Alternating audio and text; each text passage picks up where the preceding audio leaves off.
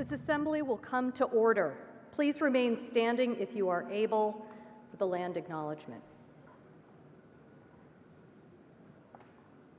With humility and pride, Hamilton College acknowledges its campus sits on the ancestral homelands of the Oneida Indian Nation. The Oneida, or Onyataaga in their indigenous language, means people of the standing stone. Emerging in 1793 from a vision by Reverend Samuel Kirkland and Oneida Chief Shenandoah, both now interred side by side on our campus, to establish a place where American Indians and settler youth could receive a quality education, Hamilton's very foundation was built upon indigenous reciprocity and inclusivity. We recognize our past failures to implement this vision. Through sharing community and educational resources, we are committed to building a sustainable partnership with the Oneida Indian Nation and the Haudenosaunee peoples. We embrace that our past and our future are forever tied to the Oneida people. Please be seated.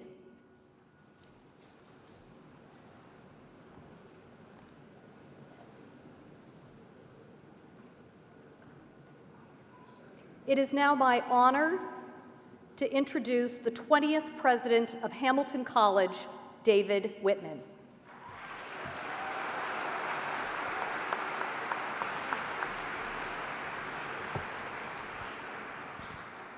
Good morning. welcome to the Hamilton College class of 2024, to your family and friends, and to the members of the extended Hamilton community joining us from around the world. This ceremony concludes Hamilton's 212th year. I am privileged to share this day with you and to celebrate with you the culmination of many years of work and study. I want to offer a few words to the students seated here today on the occasion of your first college graduation and my last. When I started college, my RA greeted me and other wide-eyed first-year students with some advice his father gave him. "Son," said his father, "college is a lot like skydiving.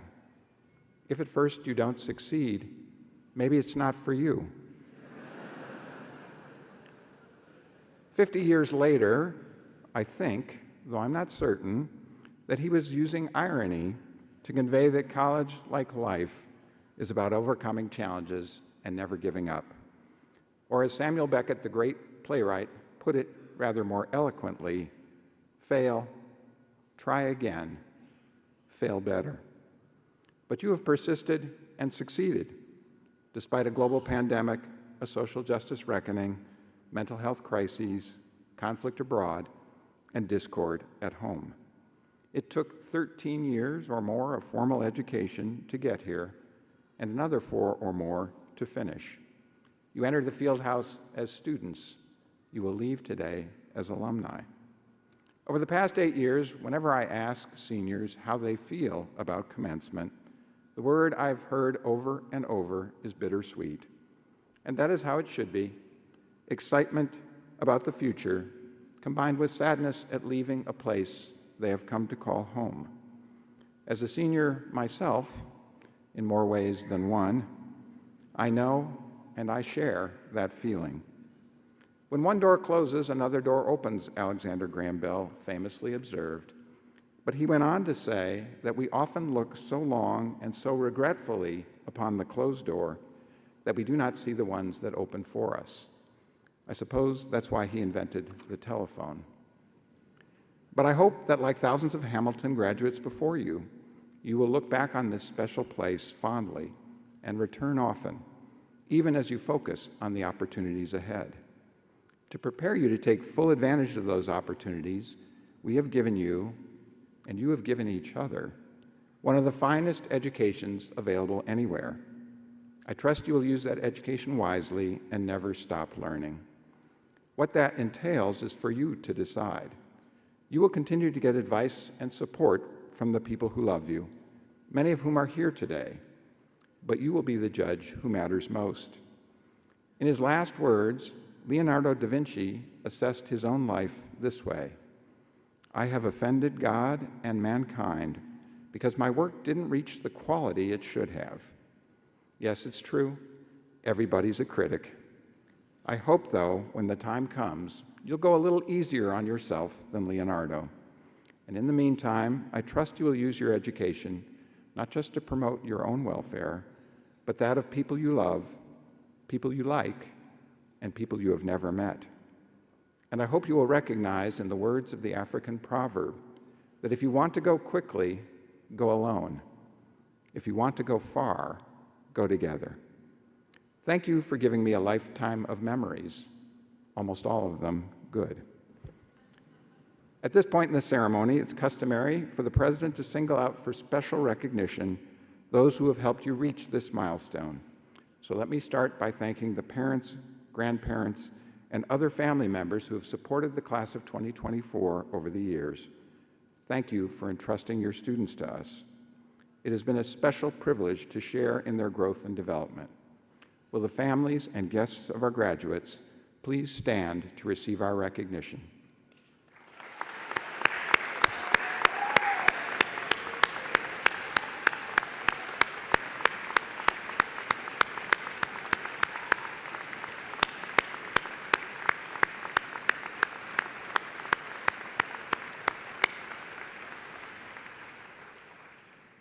Five distinguished members of the Hamilton faculty are retiring this year. Combined, they have dedicated 169 years of teaching, scholarship, and service to the college. In that context, my 8 years looks less impressive. You can read a short biography about these faculty in the program. I'm going to call their names and ask them to stand so you can join me in expressing our appreciation for their many years of service. Herm Lehman, Professor of Biology.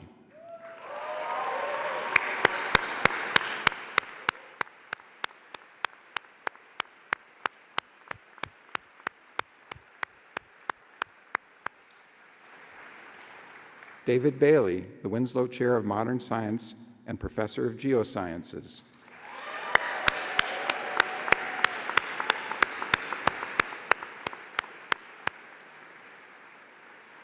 Deborah Booten, the Samuel F. Pratt Professor of Mathematics.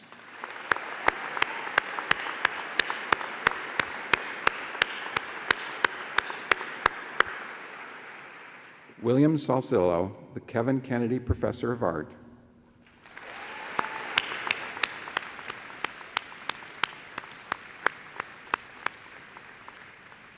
And Michael Doc Woods, the Margaret Scott Bundy Professor of Music.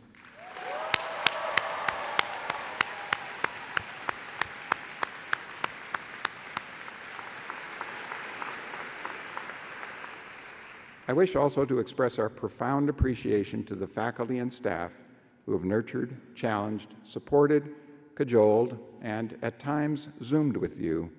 Will the Hamilton faculty and staff please stand to receive our appreciation?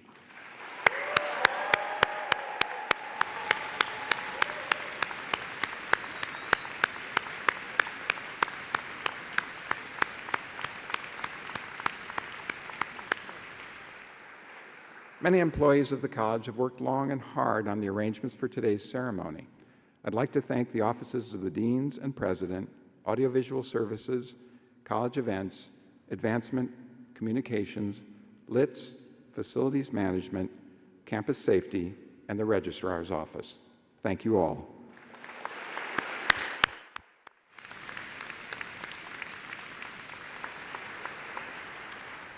I am pleased now to introduce the Chairman of the Board of Trustees, David Solomon, class of 1984.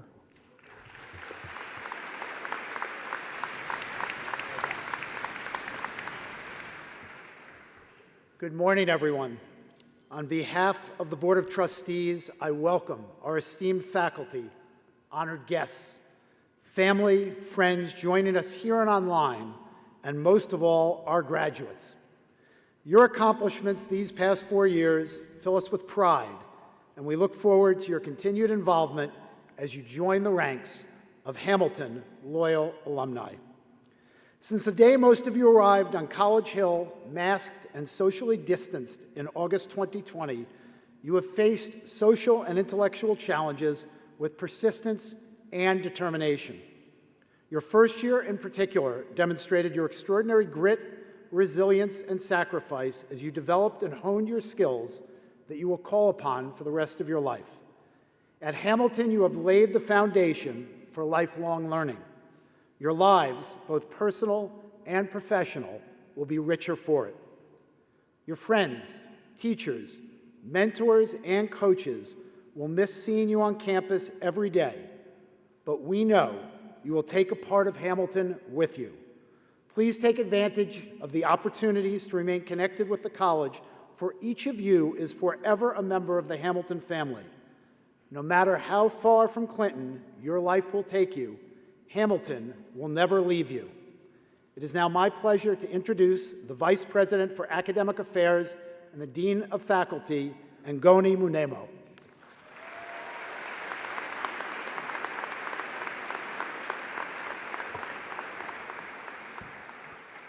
Good morning. On behalf of the faculty, a distinguished group of 200 teacher scholars who have prepared you for this special moment, I welcome everybody to this wonderful occasion, especially the graduates seated in front of me. My faculty colleagues and I take enormous pride in your achievements and contributions during the past 4 years.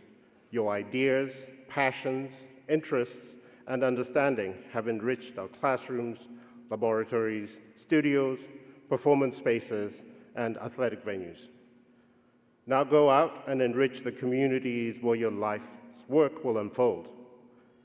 You are well equipped to lead the lives for which we have prepared you, lives of meaning, purpose, and active citizenship.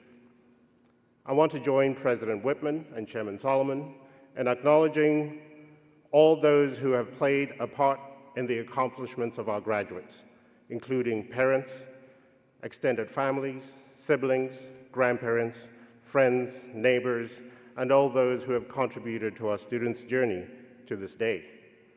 Let's have another round of applause for our family and friends.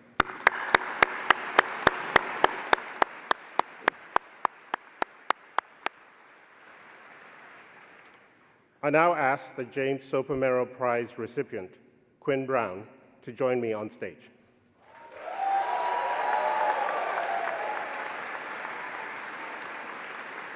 The James Soper Merrill Prize, established in memory of James Soper Merrill by his cousin, James P. Soper, class of 11, is awarded at commencement to that member of the graduating class who, in character and influence, has best typified the highest ideals of the college. Selected by the faculty, the recipient is presented with a gold watch. And I'm going to ask Quinn to stand while I say a few nice things about him. Quinn is an honors history concentrator and mathematics minor who has studied both Hebrew and Arabic while at Hamilton, as well as art history, biology, philosophy, religious studies, and women's and gender studies. He hails from Rockport, Maine, and one might call him the family rebel, given that his parents were both graduates of Williams College, and his twin sister, who is graduating in a couple of weeks, followed them to Williamstown. Now, as somebody who was on the faculty at Williams for 15 years, I can assure you, you made the right choice.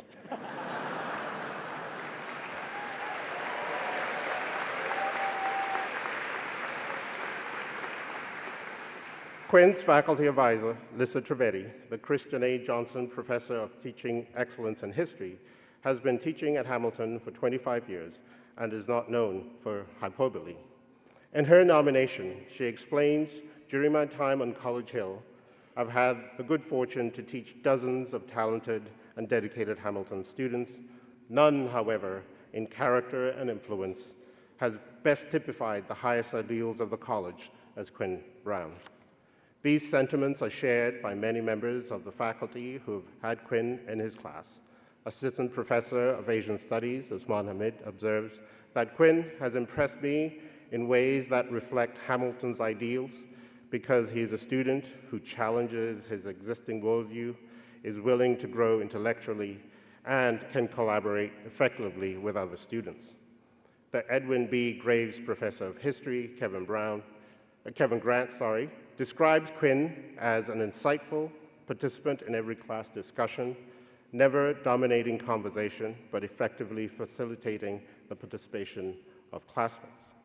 Professor Grant recalls a class of some dozen students, of whom the great majority were sophomores.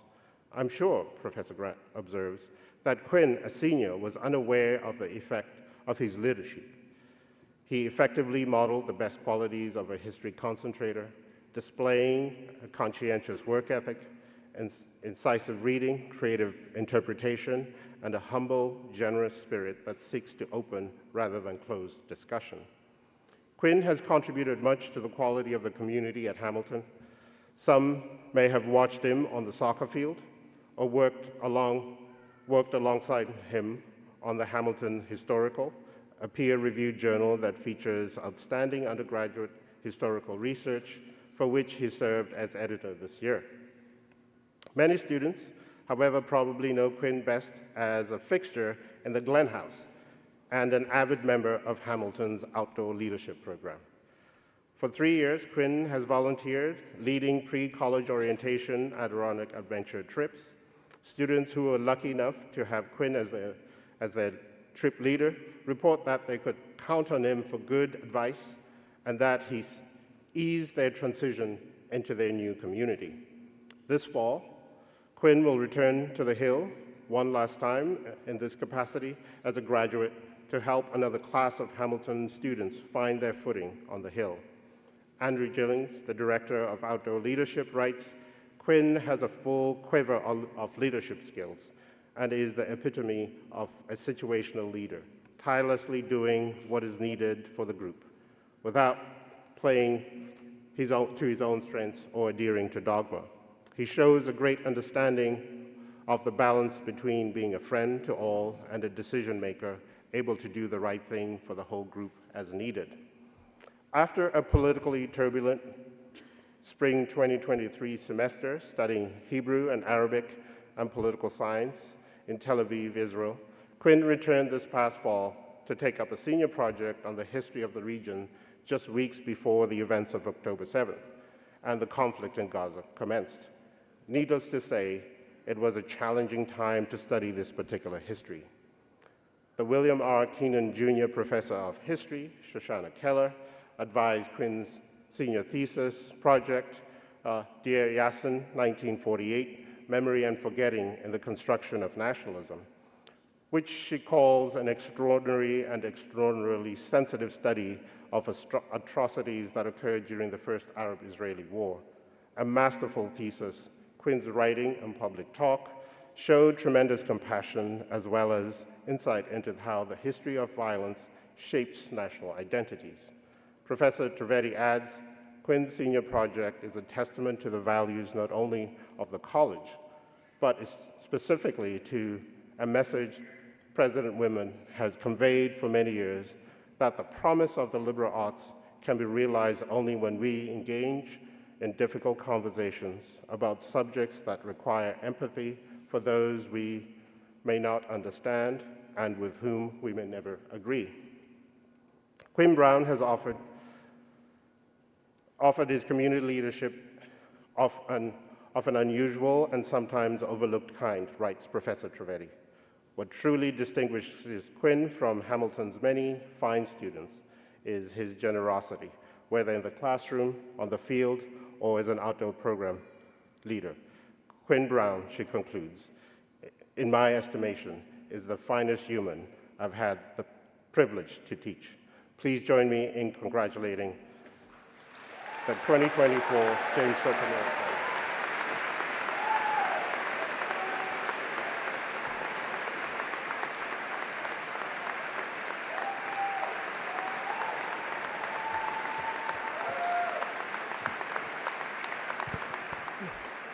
Hey, everybody. Thank you so much for the introduction, Dean Munemo. First off, I want to thank my academic advisor, Lisa Trivedi, my thesis advisor, Shoshana Keller, and the rest of the professors I've been lucky enough to learn from here at Hamilton. I also want to thank Andrew Gillings and Sarah Skoy for welcoming me into the Glenn House and the world of outdoor education. And lastly, I want to thank my family and loved ones. I love you all so much. One of my most vivid memories was arriving on campus for the first time as a Hamilton student. I remember driving up College Hill in the back of my family's minivan when we came around that final turn. Suddenly, we saw droves of orientation leaders in crazy outfits screaming and waving signs. I remember my parents saying, "Quinn, this place is going to be great." Thankfully, I can confidently say that they were right, and Hamilton has been the perfect place for me. Remembering Hamilton in the fall of 2020 would be incomplete without mentioning the immediate drive-through COVID test, followed by a 2-day quarantine with nobody for company but the weird roommate you'd met online. I remember my roommate, Justin, turning to me after my parents left and saying, "So, we watching the Bruins tonight?" After that, I knew everything was going to be fine. The two of us have been roommates ever since, and he's the best friend I could possibly ask for. That first year at Hamilton was straight up weird in a lot of ways. From 3 times a week COVID testing, to a dining hall with only blue Adirondack chairs to sit in, to jumping out of windows to escape campo busting illegal parties. You know what they say, aim for the bushes. All in all, it was a pretty wacky year. Despite all the COVID craziness, that first year was perhaps the most important of my time at Hamilton. I was introduced to college-level history, which has become my academic obsession. Studying history here helped me fall in love with learning again. Later that year, I was hired to be a leader for Adirondack Adventure, our wilderness orientation program. Since then, introducing students to Hamilton through wilderness adventure trips has been the most fulfilling experience of my life. I also met most of my best friends in the world. Those of you I met as a first year, and those of you I've come to know since, have truly made this campus my home. Hamilton has given me the opportunity to challenge myself academically and pursue my interests outside the classroom. While we tend to separate academics from the more experiential aspects of Hamilton, I think it's important to look at them together. Whether it's working with my fellow students or leading trips in the Adirondacks, one common thread runs through that experience. That is the importance of community. This sense of community is perhaps most clear leading backcountry trips. Being out in the woods where everything is stripped down. It's just you and your group. In that situation, we are literally dependent on each other for the essentials of food, shelter, and friendship. But I don't think that sense of community I feel in the backcountry ends when I return to campus and the complexity of everyday life. I've also felt that same sense of community in the classroom, collaborating with my peers, or in social spaces, just spending time with my friends chatting about our lives. What has made Hamilton truly special for me is not the academic vigor or specific extracurricular activities. It's this community. It's this community that I have the privilege to share this campus with every day. As a history major, my studies largely involve diving into the past. However, I want to take this moment to look forward to the future. It can be easy to look at our future with fear. Political strife at home, global climate change, and devastating wars around the globe seem to represent an era where we as humans are at our worst. I often find myself torn apart by these crushing realities. But if there's one thing the study of history has taught me, it's that humans have remade, reshaped, and reimagined our world in an infinite number of ways since we first emerged as a species in Africa hundreds of thousands of years ago. As we move towards our lives after Hamilton, I think it's essential to not leave behind the models of community we as a class have forged here together. The challenges we face in our modern world are admittedly enormous and complex, but perhaps we can start by simply treating our world as we would our community at Hamilton. So as I look around this room and see all of you, my classmates, I'm hopeful, maybe even confident, that together we can create a global community where all people can live in prosperity and our planet can be healed. Thank you very much.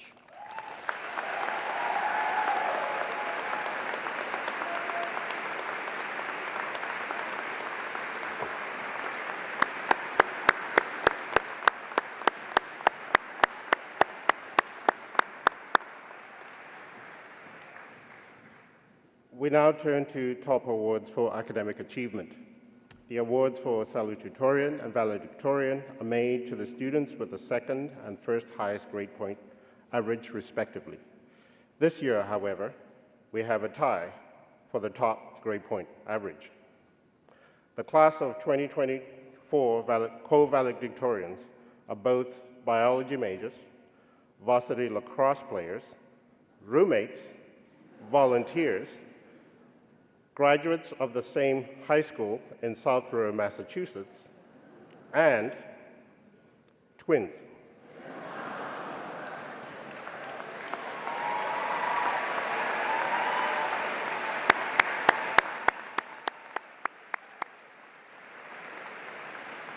I ask the class of 2024 co-valedictorians, Chloe Kyoto and Olivia Kyoto, to please stand.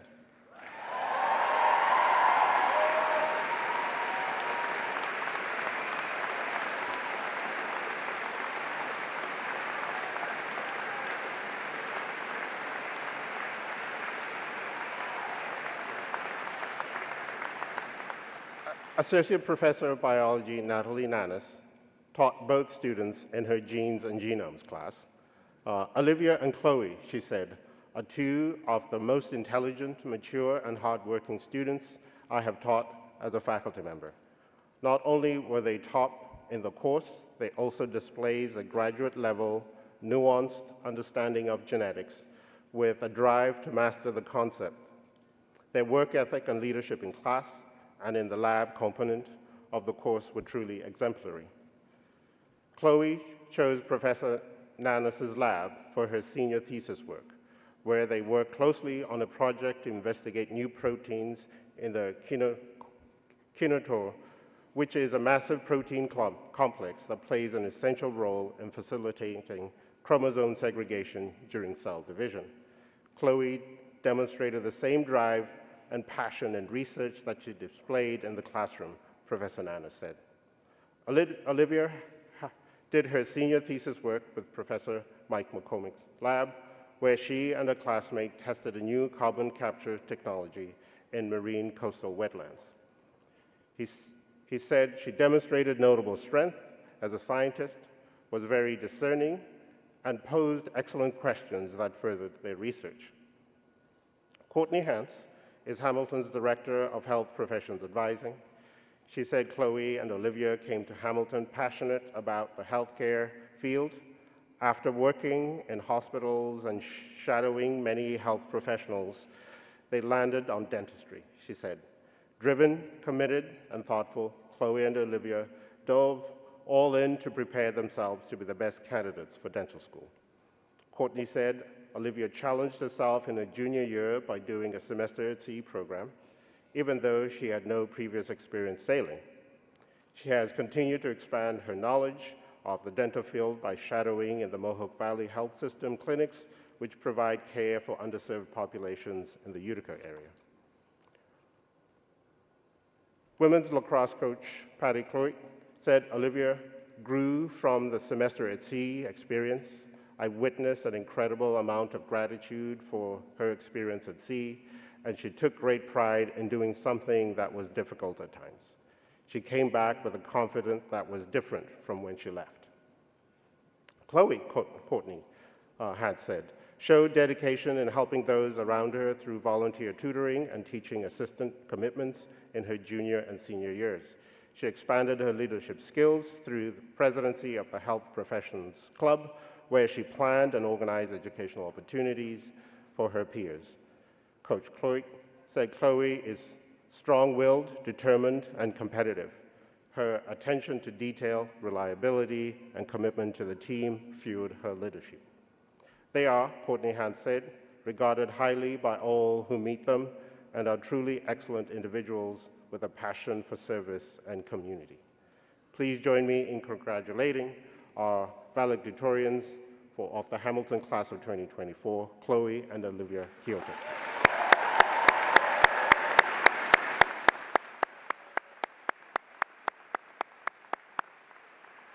Please be seated.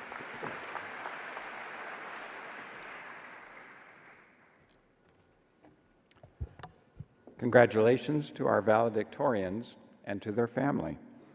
This year's class speaker was nominated by his peers and selected by a committee of his classmates. Christian Hernandez Barragan is from Santa Rosa, California.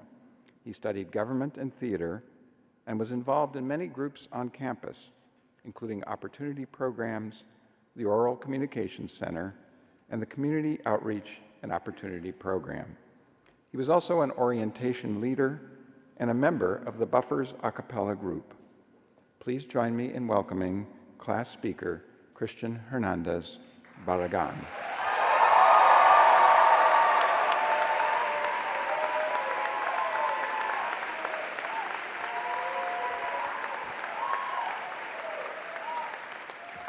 Thank you, President Whitman, for that hype introduction. Good morning, family, friends, faculty, staff, and my incredible class of 2024. Let me hear you. Come on, it's the morning, but we can still be excited. I would like to start off by thanking my Opportunity Programs family, the Hamilton Theater and Government Departments, Amy James and the Coop, my wonderful friends who helped me prepare for this speech, and of course, my mother and my father, who up until yesterday did not know I was going to give this speech. My name is Christian Hernandez Barragan. I use he, him pronouns, And if you don't know me, you might recognize me from a theater production I've been a part of, or maybe from being your class president sophomore year. Shout out to the 10 of you that voted for me. Love you guys, thanks. Or you may know me from the Buffers, the crazy group of men I run around with singing "I'll Make Love to You" on Valentine's Day at 5 in the morning. I am incredibly honored to be standing here as your 2024 class elected speaker. Like many, my experience coming to Hamilton was nothing I could have ever imagined. I'm from California, so there was absolutely no way I was going to come here to visit amidst a pandemic. I look back at my 18-year-old self, and I still can't believe I chose to go here because someone told me Hamilton was an hour away from New York City.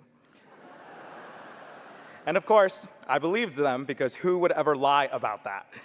And I remember wanting to make all my friends back home jealous by telling them that I would go to the city every weekend and hit all the New York City clubs. But those clubs just ended up being The Rock, 12 North, and the little pub, which now requires more forms of ID than the TSA. So when I got here, I quickly realized I wasn't going to live my New York dreams, and I had little understanding of what the next 4 years would bring. And you may be wondering, how can anyone possibly come to a place they don't know anything about? Believe me, I had my fair share of panicked moments when I first arrived here. But what really mattered was that amidst the whirlwind of emotions, I was excited. Excited to enter an environment that was new and full of unknowns. In my head, I knew that the memories made here, good or bad, would help make a good story to tell someday.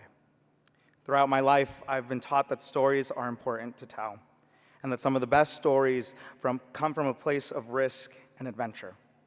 Over the past 4 years, we've collected stories that bring joy, laughter, pain, and reflection, and we shouldn't shy away from that. Each one of us in our class has a story to tell. In preparation for this speech, I had the privilege to speak with some of our classmates about their most impactful memories here at Hamilton. Each person who reflected on their story told it to me with such love and fondness for the story and the people within it. I spoke with one of our classmates who told me the story of attending a Dunham party freshman year. In true Project X style, the party got busted by Campo, and so she did what anyone at Hamilton College during the COVID pandemic would do. She leaped out from the window and ran as fast as she could to avoid Campo and avoid any COVID strikes. I guess everyone was at that party except for me, but like, whatever. A classmate of ours on the women's basketball team told me the story of their playoff loss earlier this year. Though disappointing, she found an even deeper connection with her teammates and realized that losing is sometimes more rewarding than winning. I was told a story of one of our classmates who hosted a corn dog night outside of Babbitt, in which a group of friends gathered together to eat corn, hot dogs, and to no one's surprise, corn dogs, for a delightful reunion of friends who had returned from studying abroad. Someone out here reminisced about his experience in the chemistry department and how his research group jumped into the KJ Water feature together to commemorate their hard work and the conclusion of their summer research. One of our classmates, the first in their family to attend college, shared his difficult experience of saying goodbye to his parents and truly feeling alone for the first time. Through navigating campus life, he discovered a sense of belonging with other friends in similar situations and realized his equal capability to take up space and achieve success on this campus. A classmate of ours talked about how activism has played a large role during her time at Hamilton. She talked about her experience attending the popular University for Gaza, which was held right outside these doors, and provided members of our community a space to speak on the injustices and violent mistreatment of the people of Palestine.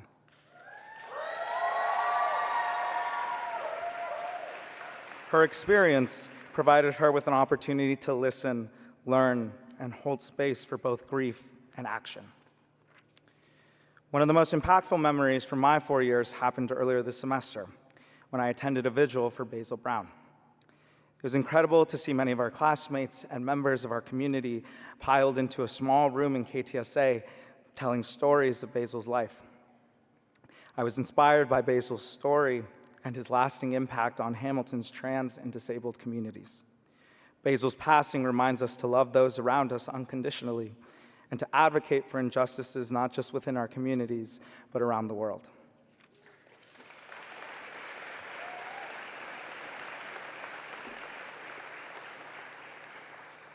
Throughout our 4 years, we have accumulated many memories, and though some may not be happy or exciting ones, they are still stories we should tell. We are all heading in different directions, different paths, but wherever you go, please lead a life that's worth recounting. Live a life where you can tell stories that invite you to reflect, that are exciting and meaningful. Before making any decision, say, will this make a good story to tell? I think it's a beautiful thing to have had these 4 years together with our collective experiences, and that somebody right next to you or a couple rows in front is a part of one of your stories. After today, we will be done with all of this. We will grab our canes, clear out of our rooms, and say our goodbyes. But we will also leave holding tightly to our stories. So tell them, and tell them again, and never forget about them. Congratulations, class of 2024. Thank you.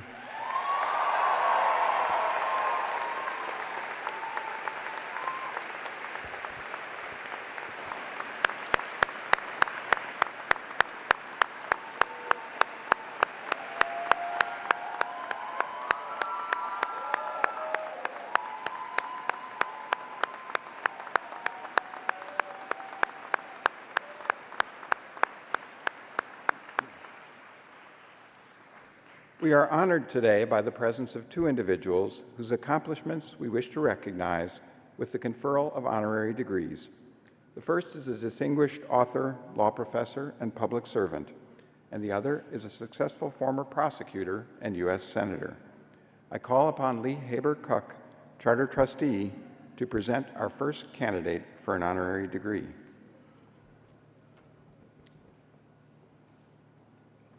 Mr. President, I have the honor to present Rosa Brooks for a Doctor of Laws honoris causa.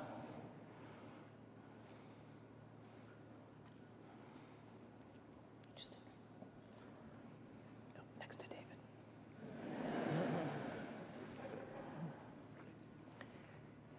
You once said you've always been fascinated by the relationship between law and violence, an issue central to your work as counselor to the Undersecretary of Defense for Policy, and later as senior advisor to the Assistant Secretary of State for Democracy, Human Rights, and Labor. To your public commentary as a columnist for the Los Angeles Times and contributor to many other leading news outlets, and perhaps most notably your scholarship. In your first book, you and your co-authors, including David Whitman, looked into the difficulty of creating a rule of law in post-conflict society, such as Iran or Afghanistan. Your latest book, Tangled Up in Blue, Policing the American City, explored a new challenge, enforcing the rule of law in an urban environment where, you wrote, the criminal justice system isn't deliberately cruel, but the absurdities and injustices are inherent in the system. You know of what you write. From 2016 to 2020, while a tenured professor of law at Georgetown University, you volunteered as a reserve police officer in the District of Columbia, patrolling in some of the city's poorest and most crime-ridden neighborhoods.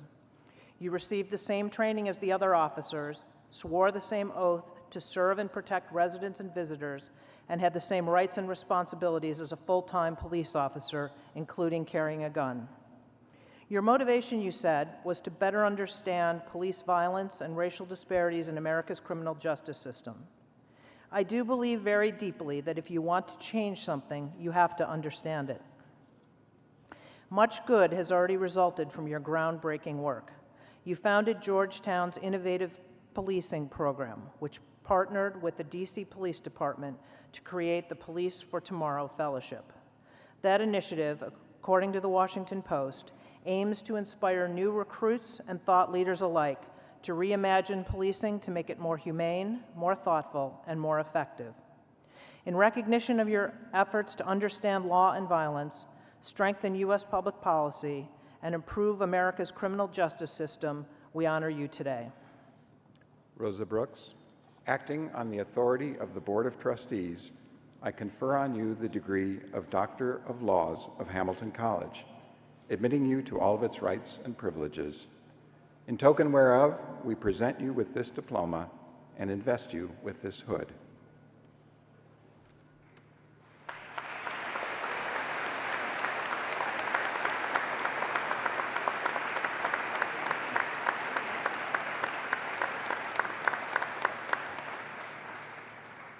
I call again upon Charter Trustee Lee Haber-Cook to present our second candidate for an honorary degree. Mr. President, I have the honor to present Senator Doug Jones for Doctor of Laws, honoris causa. In 1977, you skipped several law school classes to watch Alabama's Attorney General successfully prosecute the first of 4 defendants in the 1963 bombing of the 16th Street Baptist Church in Birmingham that killed 4 young black girls. It took another 24 years, this time with you serving as U.S. Attorney, before the 2 surviving Ku Klux Klan members responsible for that horrific crime were finally held accountable. Justice had come to the family of those young girls.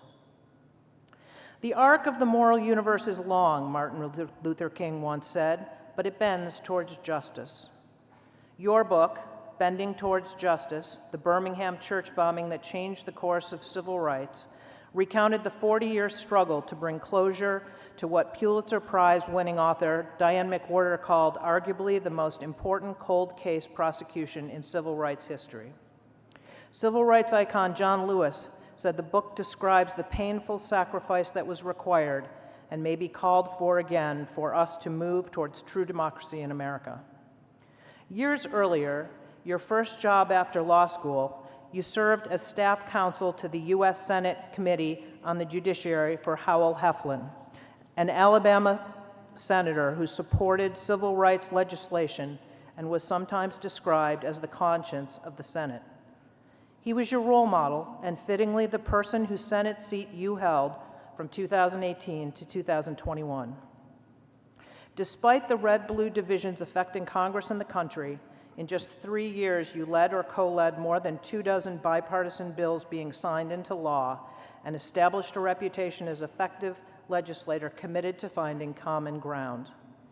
You are one of only 2 senators in 2020 to win both the Jefferson Hamilton Award for Bipartisanship and the Abraham Lincoln Leadership for America Award.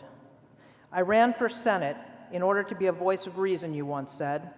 Hamilton College honors you today for being that voice, for your single-minded devotion to fairness and justice, and your commitment to bipartisanship in a deeply divided time.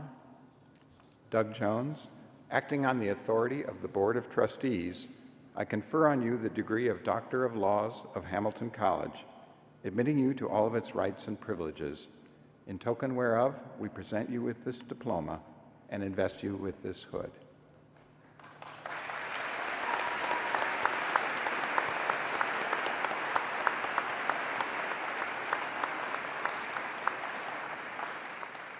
Our speaker this morning is a lifelong resident of Alabama. His father and one of his grandfathers worked in the steel industry. His other grandfather was a coal miner, and he himself worked a union job in an Alabama steel mill. He attended high school during desegregation and worked with fellow student leaders to keep peace during those difficult times. Those early experiences led him to study government in college, attend law school, and commit himself to a career in public service.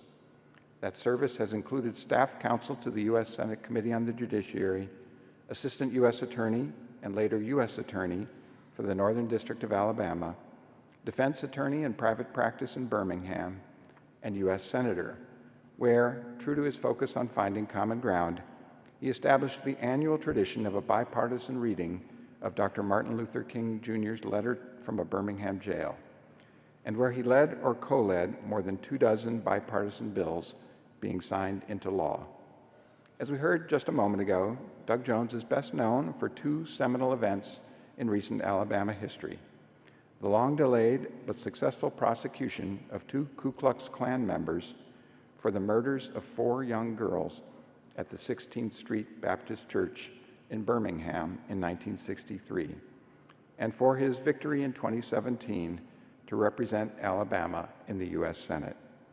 Please join me in welcoming Hamilton College's 2024 commencement speaker, Senator Doug Jones.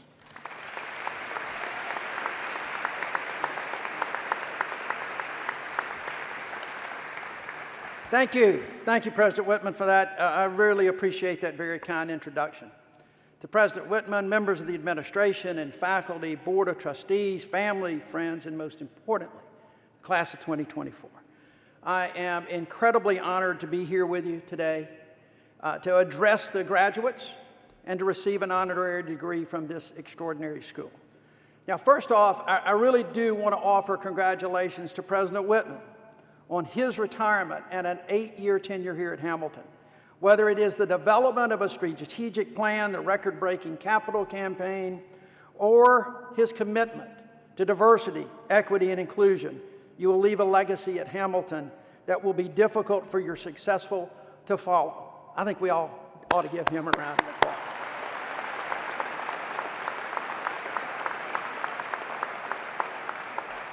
But I also want to offer congratulations to the parents and families that are out there of all of those receiving their diplomas today. I've got 3 kids myself, all with postgraduate degrees. So believe me, I know the pride that you're feeling today. Child rearing is tough. You do your best, but you never know where life is going to lead them. Today's ceremony is an acknowledgement of your love, your devotion, and your hard work to get your child where they are this morning. Relish this moment. You deserve it.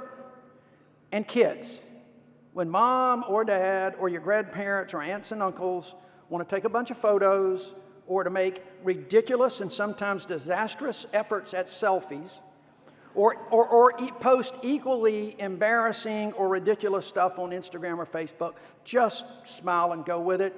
This is their day. It's going to be over soon. And it's their day, and they deserve to have their day as well.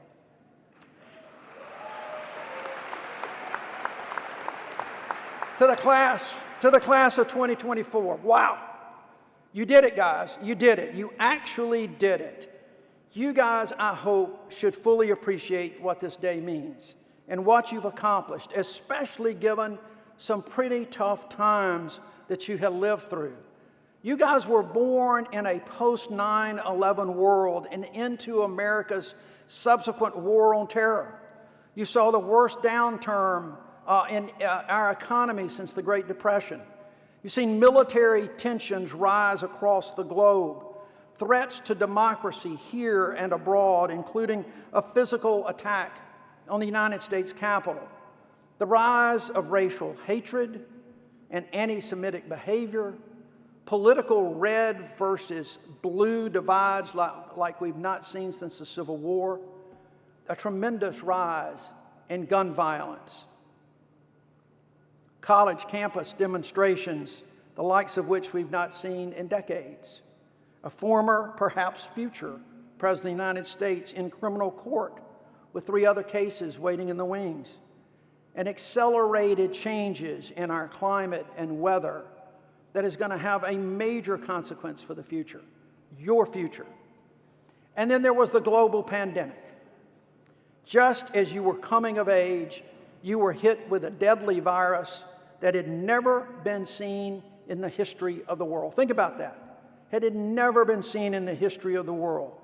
And coping with that, the mask, the lockdowns, the sickness, the death, was extraordinarily difficult. Many of you probably did not even have a high school in-person graduation ceremony like you've had today. But here you are. Throughout it all, you persevered, undeterred, and undaunted. And now you're ready to close the books on this chapter of your life and begin the next. And while the world may seem on fire right now, it has always been the youth of this country that has helped lead the way toward a better future. Yours is not the first generation of Americans that has had to navigate difficult times. I was born into a Jim Crow South, and by the time I had graduated from the University of Alabama, I had witnessed firsthand the violence that had erupted from those who were opposed to the civil rights movement, wanting instead to maintain a status quo of segregation and white supremacy, where Emmett Till and Medgar Evers and 4 young girls attending a youth worship service at the 16th Street Baptist Church in Birmingham were murdered because of the color of their skin or because of their activism, where freedom riders and voting rights activists were savagely beaten at a Greyhound bus station in Birmingham and crossing the Edmund Pettus Bridge in Selma. I saw the horrors of the war in Vietnam and the many, many anti-war protests across the college campuses, one of which resulted in the deaths of 4 students at the hands of the Ohio National Guard. And then there was the loss of faith in institutions of government, with Watergate and the resignation of a corrupt president who had just 2 years earlier had won re-election in a landslide. But I also saw the courage of youth. People like my late friend John Lewis, who stood up and spoke out, caused a little good trouble, who withstood fire hoses and dogs and beatings to forge a more just society. So as you begin this next journey, remember the words of one of my heroes of my youth, the late Robert Kennedy, who said, "All of us might wish at times that we lived in a more tranquil world, but we don't. And if our times are difficult and perplexing, so are they challenging and filled with opportunity." I believe that because of the pandemic and all that you had to endure and how you grew and seized the moment as we came out of it, all at such a really important time in the growth of your growth in your life, you are uniquely seasoned to meet whatever challenges may lie in front of you and to seize the opportunities as they may arise. You're here today because, as the Hamilton motto goes, you grew to know thyself.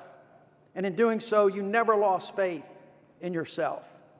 You know, Hamilton has challenged each of you to know thyself, and to aid you along the way has made certain promises to each of you, what I'm calling the 5 E's of Hamilton's promises, to allow you to explore your passions through Hamilton's open curriculum, to provide you equal access to incredible resources that you can expect opportunities, to provide you with tools necessary to express yourself so that you'll be prepared for whatever you do, to create an environment where you can expand your perspectives through exposure to new ideas and people with different perspectives.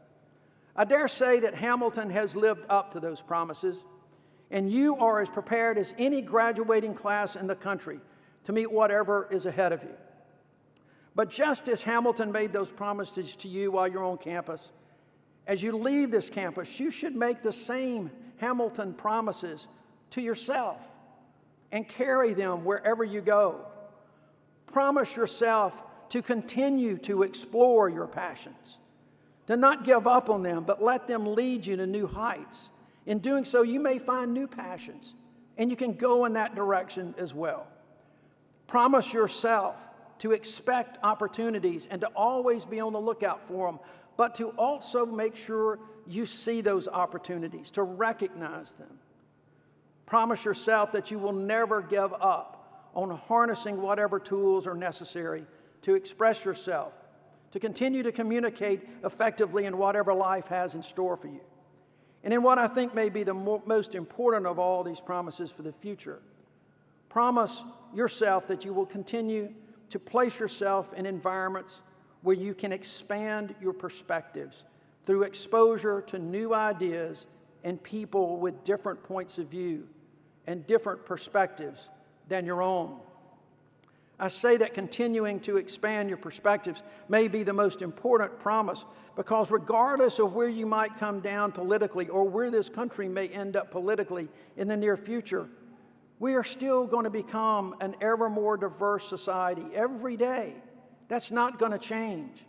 So regardless of where this country goes politically, the diversity of this country will continue to grow, and your worldview should grow with it. Which leads me to an additional promise that I would submit that you should make to yourself. Another E word, so to speak. As important as this day is for you and your personal future, it is also an important day for the greater community of which you're a part. So please promise yourself that you will enhance the greater community. I think we all have an obligation to serve the greater good in some capacity or another. We've been the recipients of so many blessings that I think it is a moral obligation to give back as much as we can. And you can do that in any number of ways: nonprofits, education, service skills, the military, or even elected office. But I want you to ask today is to consider another, and that is to be a foot soldier in protecting democracy. Now, please know I'm not about to drift into a partisan speech. I'm really not. But I am concerned about the state of our democracy in this country right now. And I'm not alone. Today, some 70% of Americans believe American democracy is in peril. But we are so divided politically that folks are about evenly split as to why. And that may be of even greater concern. Those on the right are afraid of socialism and a progressive agenda, while those on the left see a destruction of respect for the rule of law and our institutions of government, including restrictions on access to the ballot box and restrictions to freedoms. They see those as ominous warnings. We're so divided these days that we have moved beyond public policy and political differences to where everything is simply win or lose. It's a battle of with no sense of common ground, us versus them, good versus evil. That, folks, is just not sustainable for a democracy. So how can we change that? You can change that. First, we've got to recognize that it's a long-term problem that we've got here, and we've got to sound the alarm in ways that folks are going to pay attention. Maybe the way to do that is to hearken back to the time of the namesake of this college, Alexander Hamilton. Hearken back to the warning of an impending threat to democracy seen by another continental, Boston silversmith Paul Revere, who along with others set out on a legendary midnight ride to warn citizenry and colonial militia of the presence of British troops on the eve of the American Revolutionary War. Henry Wadsworth Longfellow's poem, Paul Revere's Ride, written in 1860, helped embed the story as essential American lore. What folks don't realize is that Longfellow was a prominent abolitionist who constructed that tale as a call for national unity in the face of the breakaway threat from southern states. At the time, America was struggling with the growing national discord, primarily over the issue of slavery. And when the poem was first published in January 1861, South Carolina had just become the first state to secede from the Union. It's really as much from Longfellow's poem as history books that we know the story. If the British march from land or sea to the town tonight, hang a lantern aloft in the belfry arch of the north church tower as a signal light, one if by land, two if by sea. Well, that night, 2 lanterns hung in the Old North Church, warning that British troops were moving by boat, and Paul Revere and others saddled up their horses and set out on their famous midnight ride. And, as they say, the rest is history. Farmers and militia succeeded in thwarting the British. It's a story of American courage, and it's a story of American unity against a common enemy. Over time, America's had to keep a close eye on potential threats. While we no doubt still face threats from land and sea and now by air and cyberspace, it seems perhaps more than any time since the Civil War, the greatest threat to our democracy is coming from within, from the very deep divisions we see among Americans that are only growing deeper. I don't need to rattle off all the examples because you see those examples of division every day. But just as Longfellow was moved to spotlight Paul Revere's story as America was being tested by internal turmoil just before the Civil War, we're dealing with another historic moment of turmoil that requires a rallying cry for some semblance of American solidarity in the face of what would divide us. I believe that it's these divisions that call for a new symbolic warning. 3 lanterns in the Old North Church, 3 lanterns in every city, in every town in America, in as many places as possible, warning that our greatest threat is the divisions among us, a culture that has moved beyond political partisanship to a culture of contempt and in many, many instances to a culture of hate. And we need legions of modern-day Paul Reveres to spread the message. And that's where you guys come in. Who will be the days Paul Reveres to understand the significance of the three-lantern signal and to warn the citizens of this country, our friends and our family, about the growing threat to democracy from within? It simply can't be political pundits or talking heads in the media.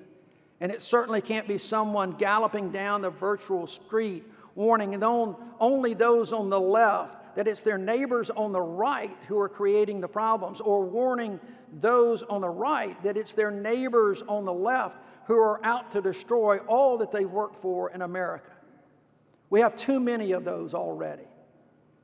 The modern-day silversmith who heeds the call has to be the doctors and nurses, lawyers and accountants, teachers and students, corporate executives and their employees, farmers, mechanics, faith leaders and agnostics, moms and dads, and recent college graduates.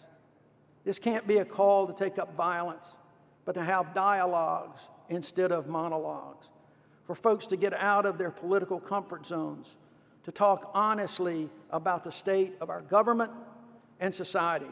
And by that I mean about long-term goals and objectives, not political power. I mean by talking with facts and putting aside the incredible amount of misinformation that we see across this country and across this planet today. We have to engage more, not less. Listen and understand, to do what the great fictional lawyer Atticus Finch said, to walk around in another person's skin and see things from their point of view. We need more Paul Reveres today. Voices and leaders that sound the alarm of the three-lantern signal and rally all Americans, regardless of political party, regardless of ideology, to come together, to use their common sense to find common ground, and to step away from fear and hate and toward each other, to build a true pro-democracy coalition, a coalition of Americans committed to finding ways to solve our problems together. And folks, despite those concerns, despite what we see around the world, I remain forever hopeful and optimistic, with confidence in the American people. I have seen it before, whether it was successfully prosecuting a cold civil rights case or winning a special election to the United States Senate. I've seen and I have felt hope and optimism. I see it today in each of you as you begin the next exciting phase of your life. We should all know thyself and remain confident in ourselves and in this great country, that as Longworth wrote 164 years ago, in the hour of darkness and peril and need, the people will waken and listen to hear the hurrying hoofbeats of that steed and the midnight message of Paul Revere. Today, we may be in peril again, but it's not quite midnight just yet. And each of you can be that messenger that can raise the alarm in time and bring a divided nation together. So saddle up, class of 2024. Let's ride. Thank you very, very much. Thank you.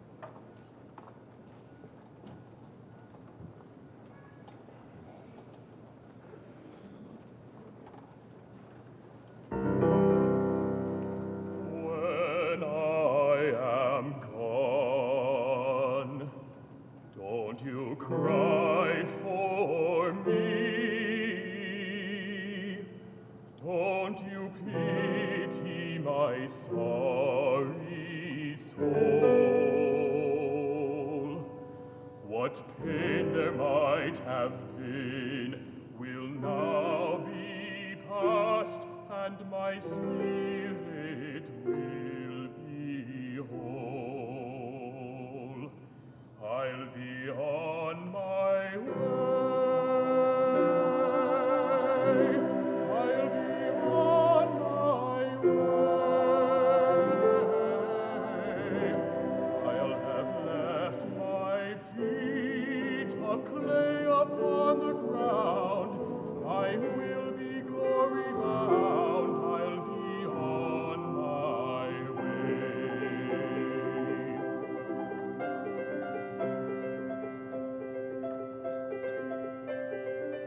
When I am gone, don't you cry for me. Don't you pity my sorry soul.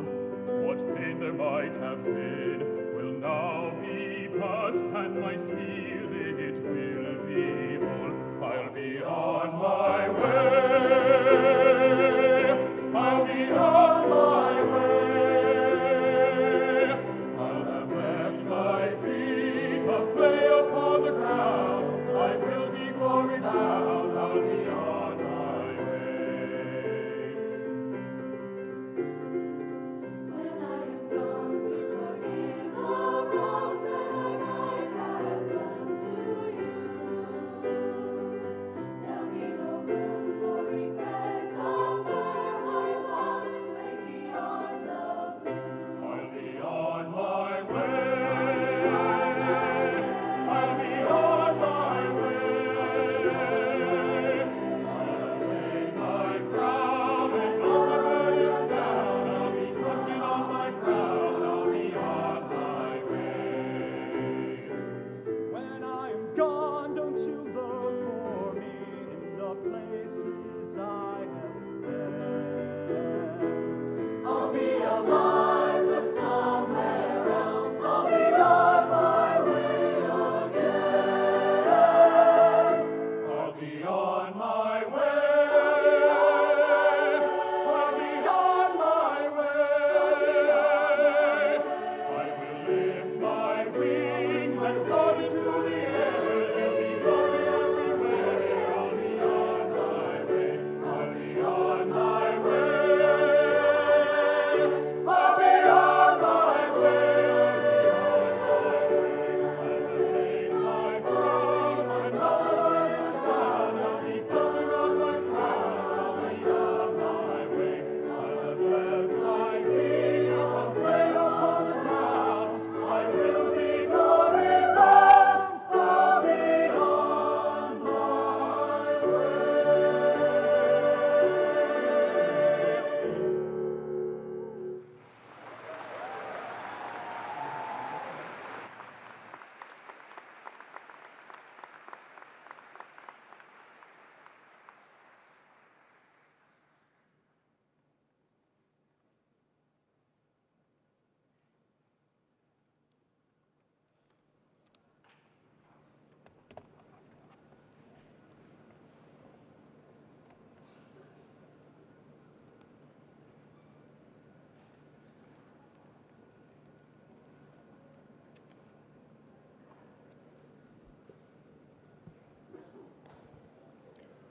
Will the Hamilton College class of 2024 please rise?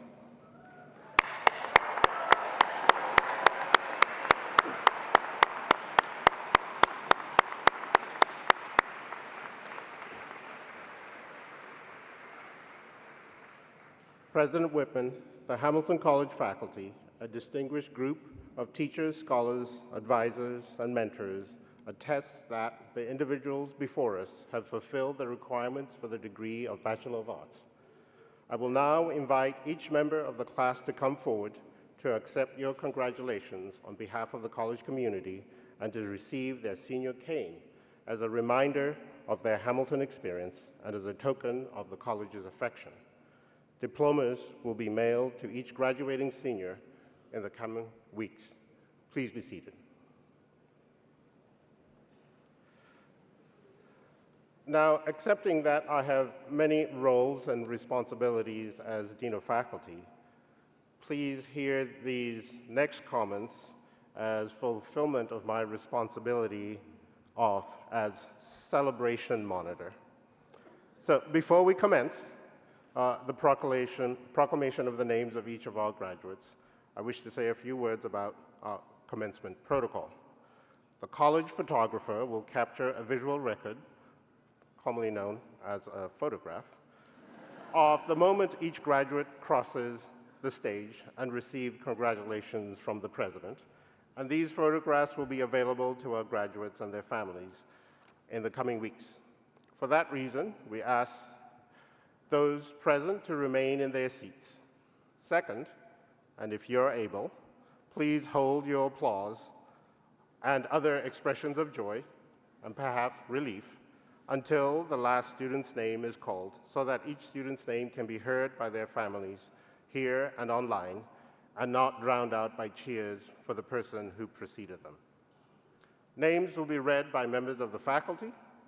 Students with surnames beginning with A through K will process on one side. We will then change sides, beginning with the letters L. Ushers will direct graduates to the stage when it is time to receive their canes. And now, let us begin. Will the first row please stand?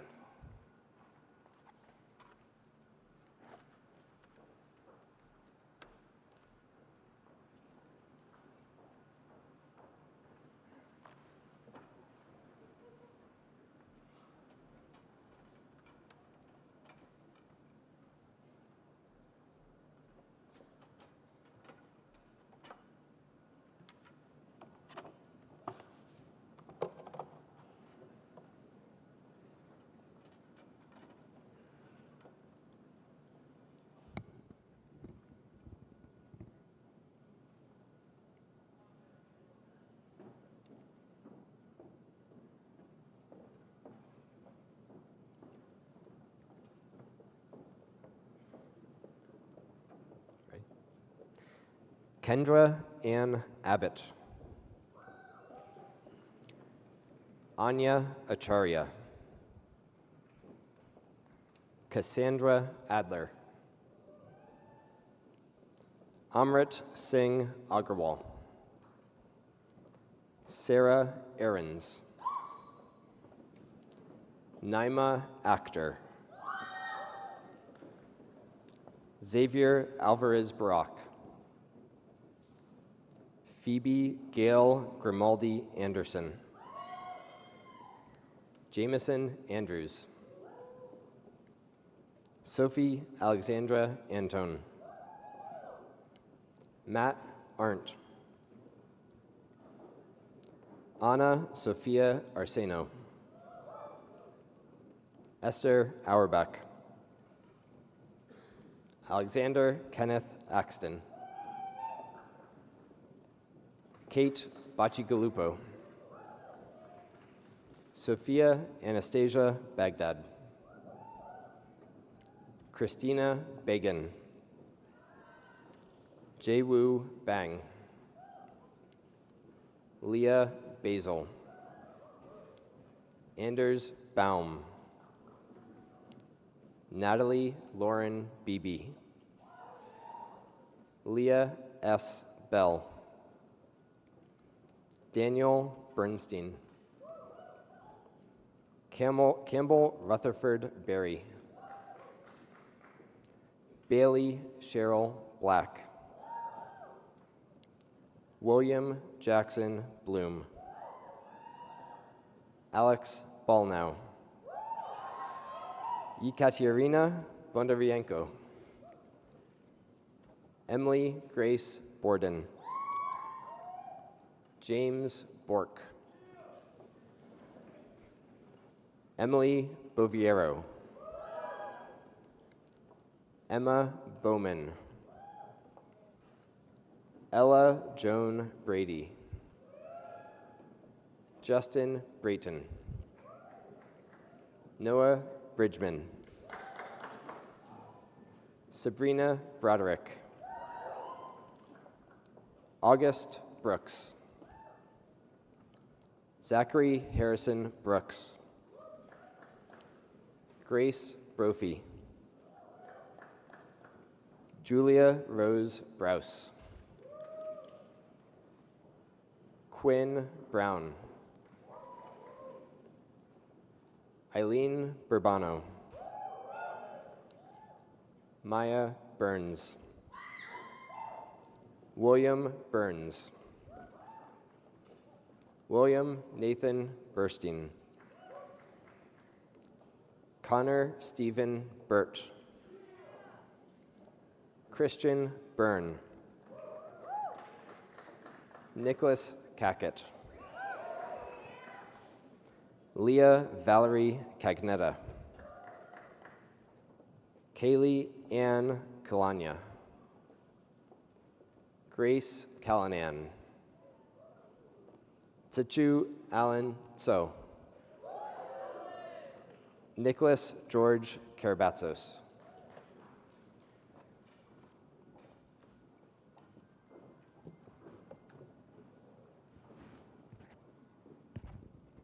Alexander Joseph Carducci. Catherine Mary Carmen. Jason Julio Casado. Cece K. Wood. Grace Elizabeth Chapis. Heller Pepito Charles. Joshua Lewis Chase. Kimberly Chase. Jordan Chi. Gwyneth Macy Child. What? Oops. Zoe Ann Caravano. Okay. No, I don't know where I am. Okay, Phoebe Child. Chloe Kyoda. Olivia Kyoda.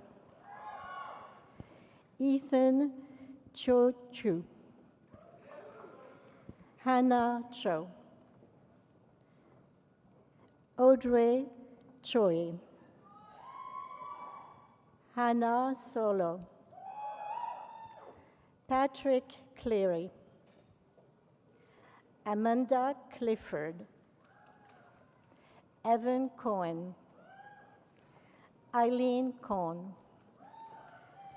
Charles Colby. Andrew Coleman. Grace Cooper. Sophie Crean. Derek Criollo. Leah Crook. Madison Kukasi. Peter Charles Cuomo. Claire Ann Cutler. Peter Storms Dalbert. Cecile Dan Morton. Danielle Darris. Olivia Chafkeski. Did I forget someone again? What? Water. Okay. Walker Cummins. Okay, now. Georgia Davis. Gabriela De Monsota Gomez. Isabella DiPiero. Catherine Laura Didi. Brogan Deem Rancetta. Ethan De Rosario. Mohamed Yassin Dawib. Hannah Dillon. Olivia Di Tomaso. Margaret Domagala. John Donahue Jr. Celia Finn Dorsey. Colin Doyle. Naomi Drew. Katerina Dunleavy. Emmett Dupree. Jacob Dorando. Shane Dux. Carter Dwyer.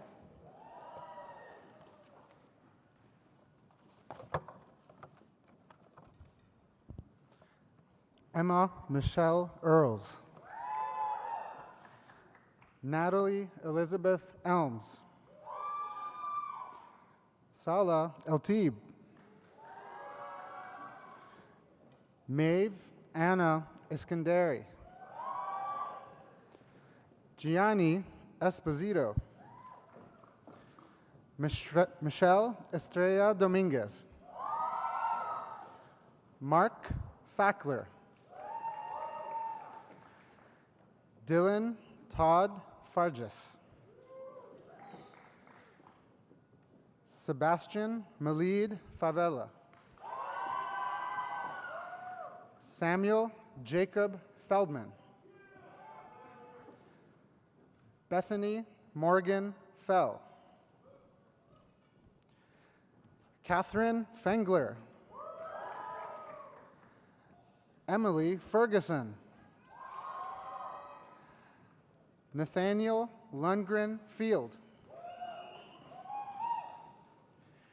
Casey Teresa Fiore. Matthew Dylan Fiore. Joanna Flores. Nicholas James Flutie. Julia Renee Fornassar. John Parker Frank. Jessica Lee Franson. James Frazier. Grace Elizabeth Fuss. Brendan Joseph Gagan. Elizabeth Wynne Gale. Jane Frances Gallion. James Philip Gallagher. David Antonio Galveo. Miriam Gang. Elizabeth Lynn Cree G. Samuel Roger Gilbert. Maxwell Gerard. Sarah Helen Gleba. Lorelei Lorraine Glidden. Dana Gettler. Grace Verda Goldberg. Daniel Goldstein. Mateo Juan Pablo Gomez. Eliza Gonzalez. Eliana Jennifer Good. Henry Gooding. Drake Gorecki. Chi Song Go. Charles Walter Graffin. America Hope Grafton. Jack Robert Grant. Cameron Forrest Gray. Logan John Green. James David Griffin. Catherine Ann Grismer. Kelly Grossman. Katrina Lynn Gerzik. Kathy Marisol Guerra Vasquez. Catherine Francis Guido. Sira Guto.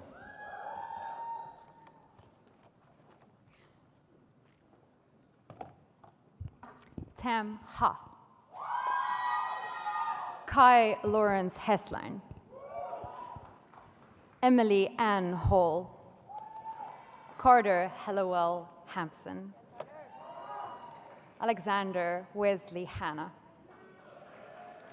Darren Hansen, Catherine E. Hansen, Maeve Harrington, Arden Hauk, Ryan Matthew Hayes, William Tomoki Omamuda Haynes, Eva Corbett Hayes, Sarah Jane Healy, Mark Edward Herditch, Justin David Hearn, John Lawrence Hearn III, Kristen Hernandez Barragan, Elizabeth Nicole Herr, Josue Herrera Rivera, Anthony Hevia, Adam J. Hibbert, Helen Siobhan Higgins, Madison Nicole Hinojosa,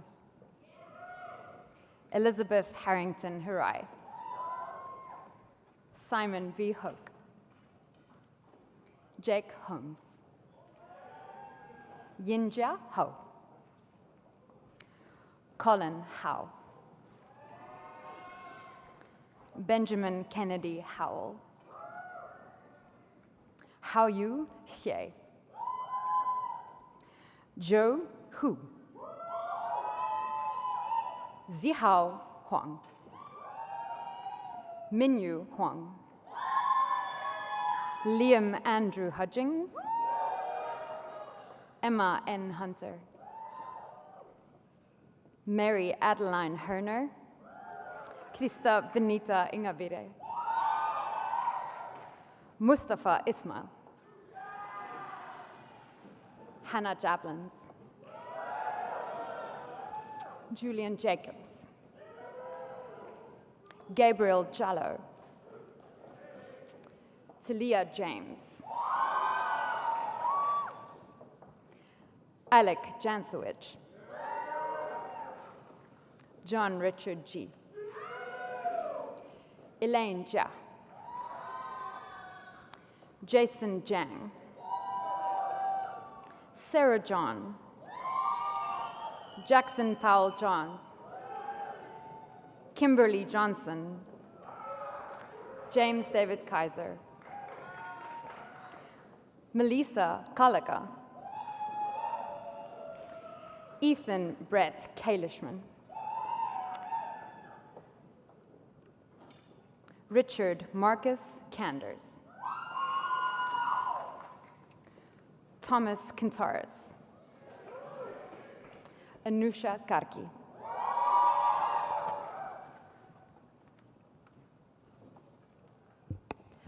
Divyam Chetan Karuri, Zoe Hillman Katz, Irene D. K, Anna Bacot Kang, Stephen Charles Asher Kelly, Ann M. Kennedy, Nicholas David Kern, Justin Hansel Kim, Alana King, Jennifer Clicks, Ashley Kathleen Culpin, Sean Kondraki, Tyler Benjamin Krasuski, Ashley Kroshek, Emma Carolyn Krupp, Henry Haber Cook, Thomas Burke Kuhn, Yankee Khan, Lindsay Kuzer.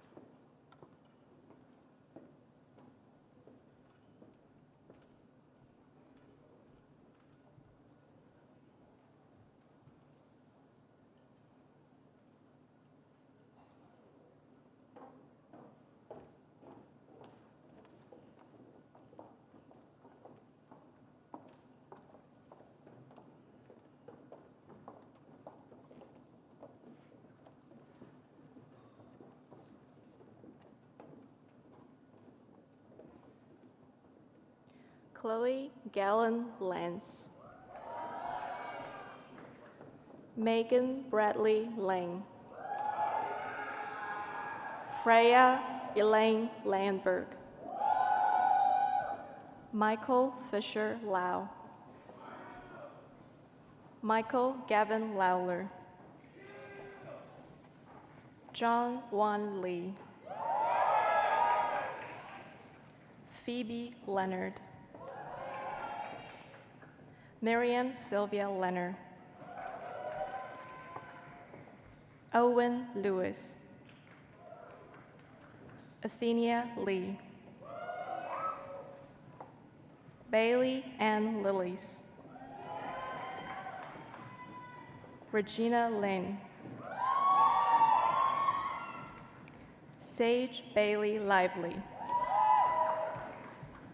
Pius Pak Low. Jonathan Loja Naula. Ezra Thang Lombardi.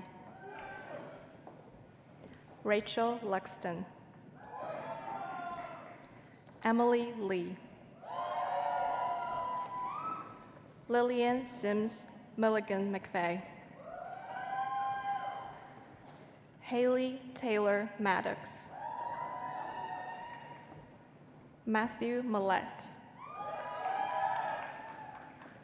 Anna G. Ting Mack. Lucinda Spath Macon.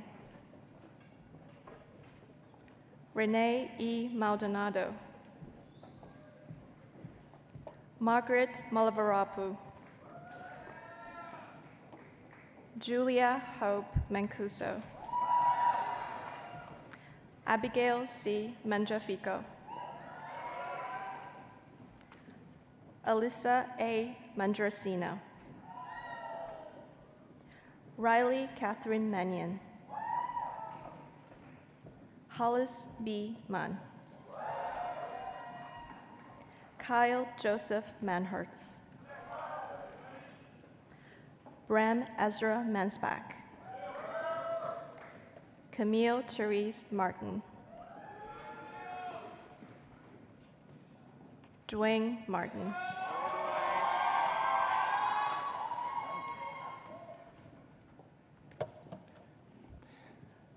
Sabrina Martinez. Margaret Ann Maselli. Summer McClintock. Christian McDaniel. Kelly McElroy. Alexandra Victoria McEnany. Claire McGinnis. Emily Rose McGovern. Quinn McGrath. Matthew McGregor. Elena Janae McKean. Summer Mead. Maria Mercado Rengel. Marley Hall Merrihew.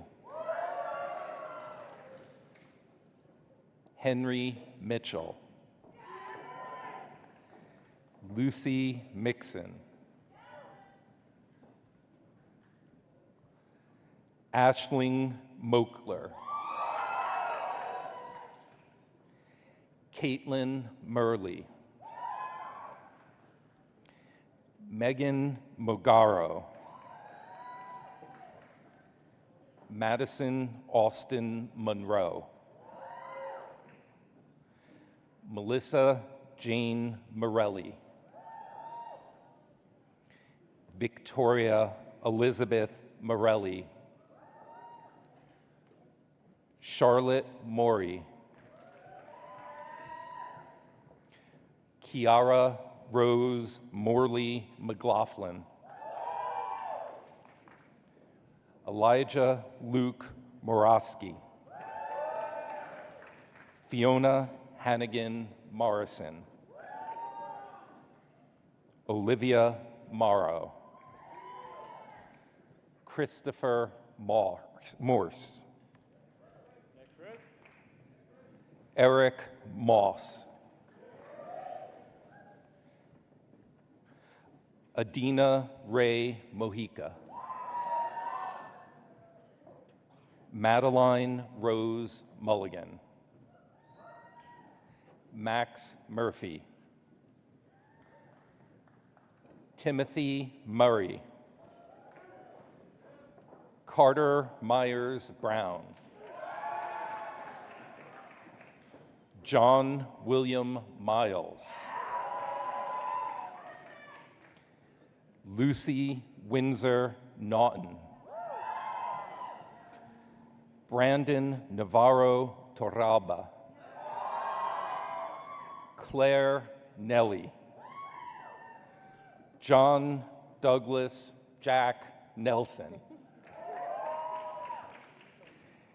Xavier Martin Nelson. Rory Newman. Sumiko Clark Newman. Raymond Nee. Waleed Nadim Nisar. Kelvin Nunez. Maggie Nye. Rachel Danielle O'Brien. Stella O'Brien. Charles Miller O'Brien. Bridget Rose O'Brien. John Dalton O'Hare. Julia Ann Oakes. John O'Black. Kylie O'Black.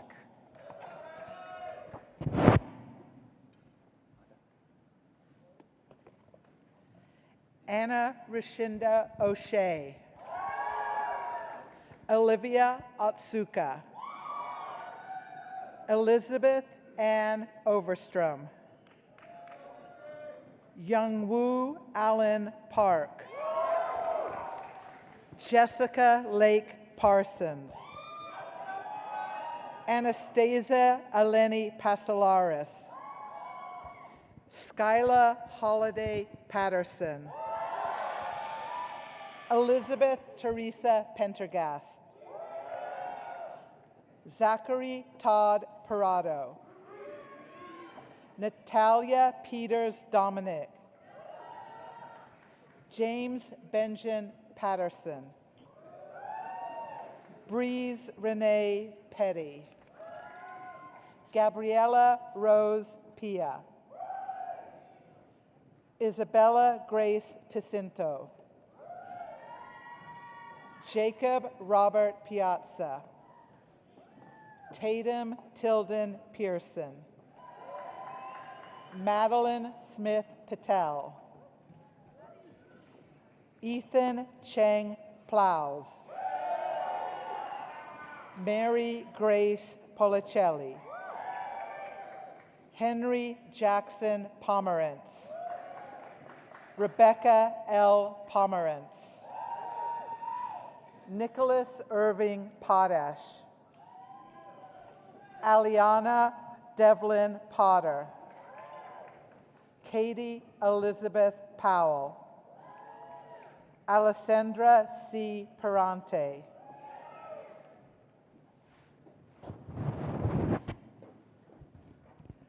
William Prophy. Jorge L. Perez Vasquez. Samantha Lynn Quackenbush. Julia Magda Radomsley.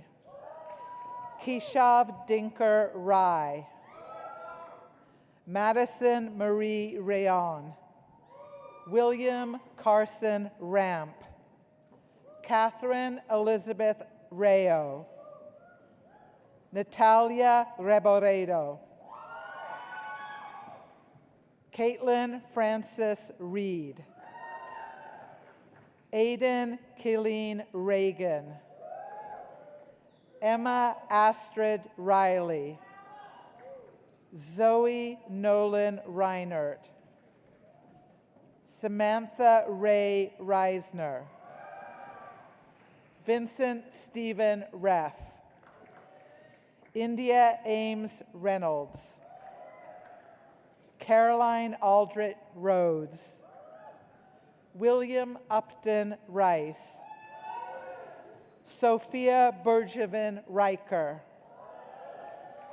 Jack Ritzenberg. Cole Alexander Ravel.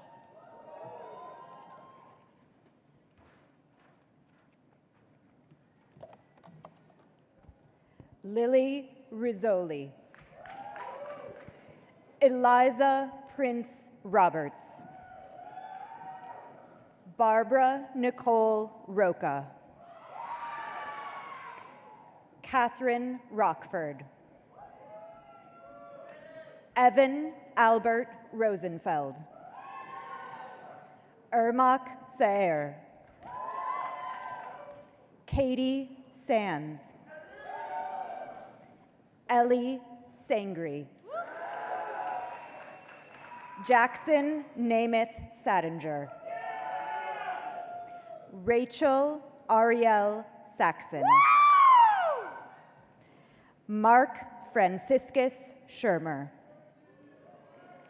Catherine Verity Schmidt. Sarah Azure Schneidman. Zach Russo. Michael Scolari. Anthony Skirto. Piper Kelly Seaman. Elizabeth Sider. Veronica Herschel Satius. Gunnar Senator. Lucy Elizabeth Seward. Nina Shake. Courtney Shannon Shea. John Hartman Sheets. Caroline Elizabeth Shen. Sophia Sherman. Benjamin Ashton Sherman. Richard Sherpa. Shi Yu Han. Bobin Shim. Chloe Skane. Catherine Marie Schock. Rachel Amanda Shornick. Jacob Dylan Schufro. Julia Marie Sinatra. Hannah Elizabeth Singer. Anna Scrobala. Theodore Henry Schlossberg. Abigail Rose Smith. Harrison Bose Smith. Jeremy Smith. Vincent Spitaleri. Abigail Stanimer. Austin Daniel Stapleton. Adrian Stephan Jr. Eric Santomaro Stenzel. Oliver Johnson Stevens. Erin Grace Stevens. Jackson Wilmot Strout. Graham Martling Frederick Stewart. Christopher Tate Surratt. Ryan Patrick Swanson.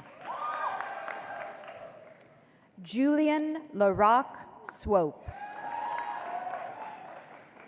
Alex Shaparik.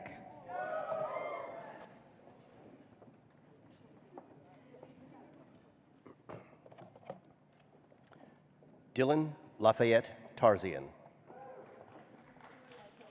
Nicholas Frederick Taylor. Denise Sener Tech. Oliver James Tennant. Sandy Ty. Teller Charlie Thomas. James Washington Thomas Jr. Sophie Maywu Thompson. Nicole Jordan Tishner. Logan Rockwell Tonra. Rebecca Jill Toomey. William Allen Tormey. Sydney Elizabeth Tran.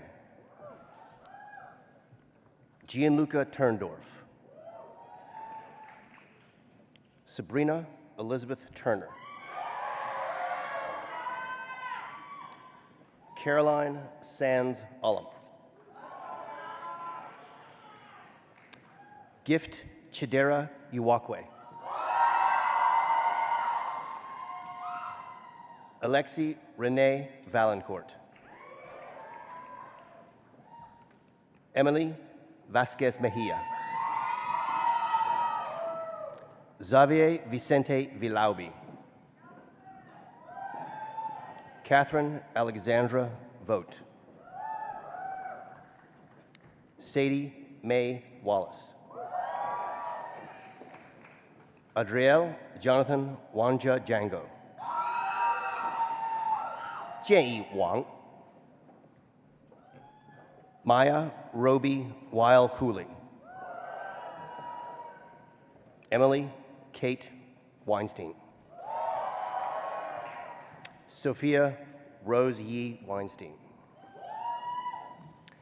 Alexander Charles Waremchuk. Jesse Wexler. Sarah Elena Wheatley. Charlotte Marie Whiting. Nathaniel Wild. Jonathan Wilson. Ainsley Elizabeth Wilson. Pew Pew Win. Scout Maisie Weiner. Marcella Wingett. Ivan Wu. Maxwell Austin Wutzke. Entao Xie.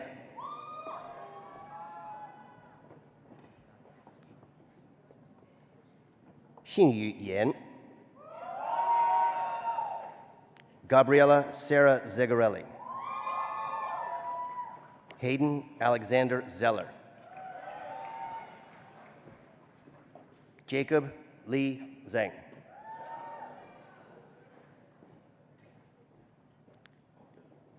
Lianglang Tian Zhang. Tianxing Zhang. Yunhai Zhao. Michelle Zheng. Clara Meiying Zhou DeMagulis. Benjamin Ziegler. Helen Margaret Zabrowski. Yunlu Zhou.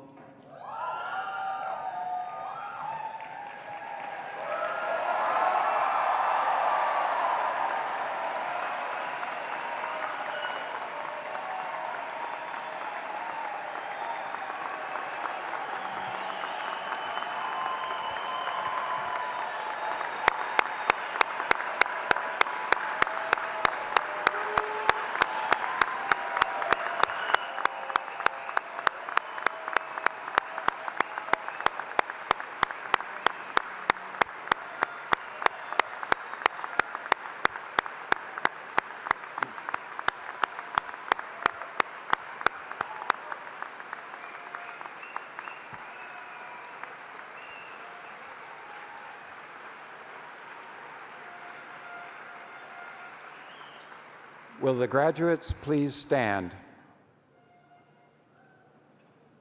Members of the class of 2024, you have completed the requirements for a Hamilton College degree, although by no means has your education ended.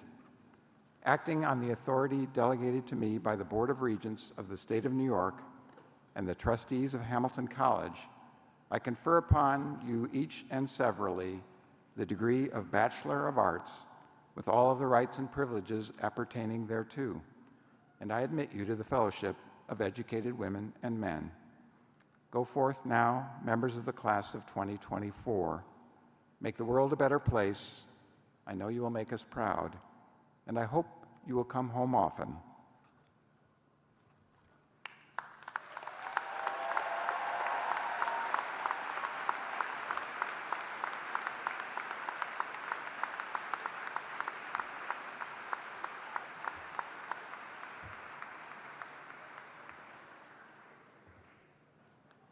If you are able, please rise while we sing Carissima, the words to which are printed in your program.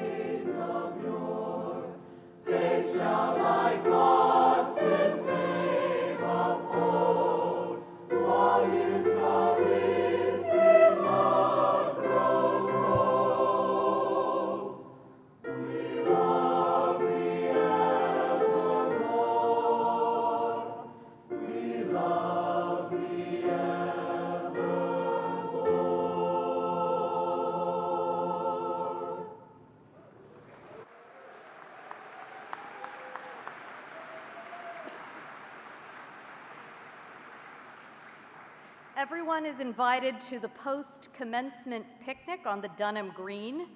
Please remain standing in your places until after the procession has left the auditorium. This assembly is adjourned.